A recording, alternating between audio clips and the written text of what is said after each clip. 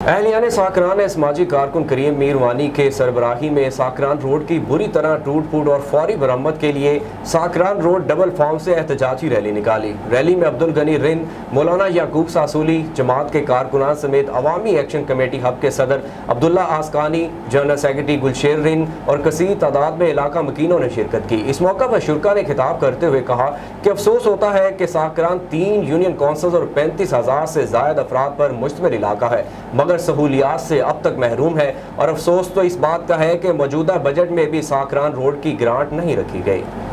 لسبیلا کے سلکے کے لیے آپ نے نہ ساکران کے روڈ کے لیے کیا، نہ آپ نے یہاں کے لوگوں کے تعلیم کے لیے کیا، نہ آپ نے ان لوگوں کے صحت کے لیے کیا، نہ ان کے روزگار کے لیے کیا۔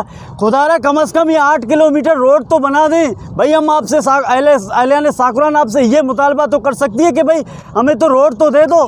آپ لوگ جب چلاؤ گے نہیں، وہ کہہ رہے کہ ہم نے تو ان کو بہت کچھ دے دیا۔